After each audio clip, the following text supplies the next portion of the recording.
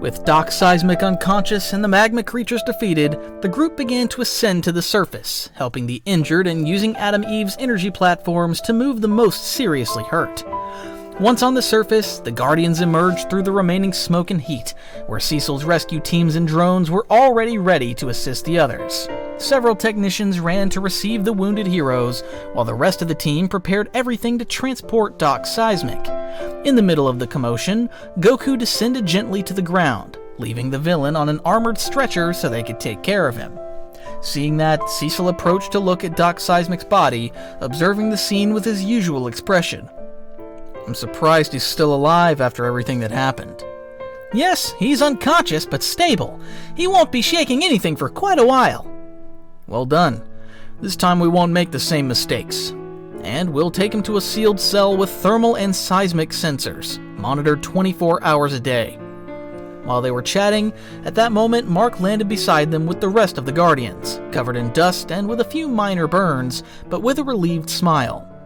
"I'm glad we managed to get everyone out. They're finally back up here."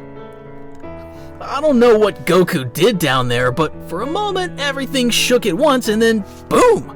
All those creatures disintegrated." "I just raised my energy level to get rid of the bugs. You guys did a great job fighting down there. Not just anyone could have gotten out of that." Immortal crossed his arms, looking at the group with a calmer than usual expression. "Setting that aside, I must admit we outdid ourselves this time. We fought like a team, even when we were scattered, and as always, Goku was key to getting those things off us." Goku looked at them all with a sincere smile. "The truth is, everyone gave their best. You can tell the training has paid off. The coordination and strength of each of you have improved compared to the beginning, especially you, Mark. You acted quickly and didn't hesitate for a second when you saw your teammates in danger." Mark lowered his gaze slightly, showing a modest smile. "Thanks, Goku. I just did what I had to do, but without your help, it wouldn't have been so easy." After saying that, Adam Eve approached Mark and placed a hand on his shoulder to show her approval. "He's right. You did very well, Mark." Cecil watched them in silence for a moment before speaking, since he didn't want to interrupt. "Well, the fact is, Seismic's escape was a security error that can't be repeated, but I suppose you're right about one thing. This Guardians group is working better than ever. If you hadn't worked so well together, the captured heroes would have died." "We've made improvements in coordination and combat protocols, but much of this new cohesion is due to the training sessions with Goku. He's raised our level more than we imagined." "The truth is, that's something I recognize. Your contribution goes beyond punches. You've truly strengthened this group, and soldiers and his people. It's something even my plans didn't anticipate." Goku scratched the back of his neck, somewhat embarrassed. "Well, I only shared what I learned from fighting with friends for years. When you trust the one beside you, you can fight even with your eyes closed." "Maybe someday we'll test you on that." "Whenever you want." Cecil turned to the agents. "Take Doc Seismic away. I want 3-shift surveillance and immediate reports. If there's any change in his vital signs, don't hesitate to act." The soldiers escorted him, loading him into an armored vehicle while the Guardians began to disperse to receive medical attention and rest. The atmosphere, though hot from the leftover lava, had filled with a strange calm, like after a great storm. Goku stepped aside a bit, walking beside Mark, who had looked at the battle's remains with a mix of fatigue and satisfaction. "Even though there was a lot of damage to the city, I felt we really made a difference as a team this time. And this is only the beginning. With that spirit, the Viltrumite Empire won't know what awaits it." "Do you think we're ready?" "Not yet, but I know you will be. In the meantime, we'll have to keep training and fighting with the purpose of defeating them." "Then let's keep training. I'm not planning to fall behind." "I like to hear that." They both looked at the sky for a moment, feeling the fresh breeze that contrasted with the underground heat of the battle.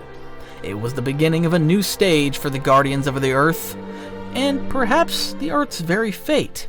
But while Goku and Mark shared that calm view of the sky after the chaos, something else was about to happen far away, in the deepest levels of Cecil's facilities. Angstrom still lay on his stretcher, connected to several monitors tracking his heart rate and brain energy patterns.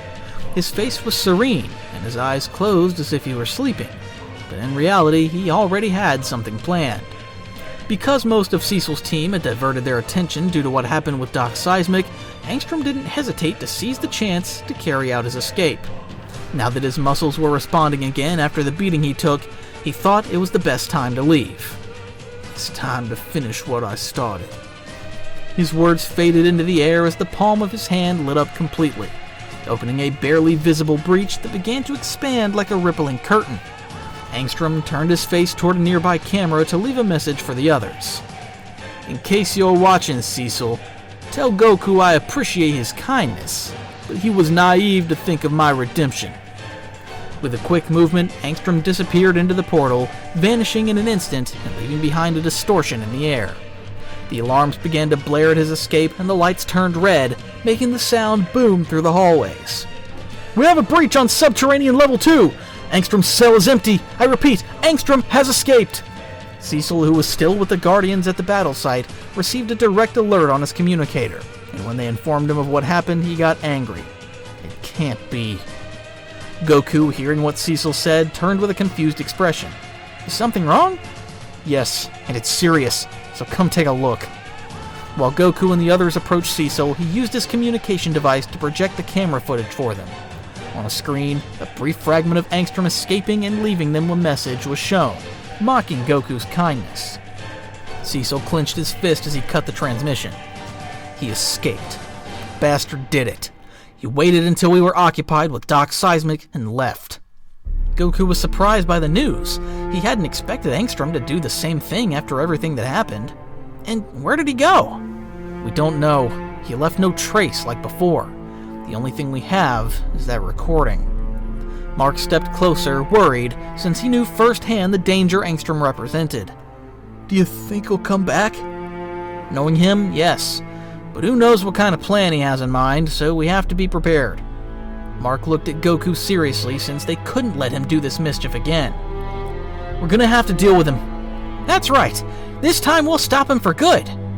While Goku and Mark talked about it, something else was happening inside an alternate reality, where Angstrom was already investigating.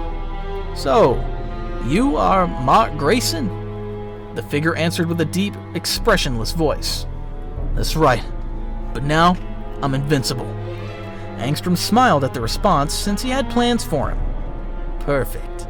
I have a proposal for you.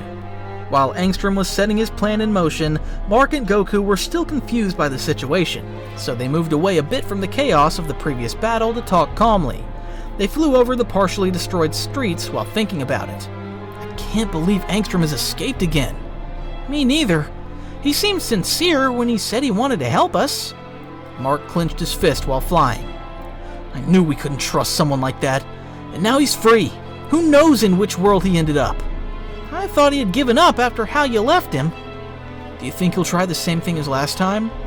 I don't know, but if that time he went looking for another version of me to keep me busy, then this might go beyond a simple escape.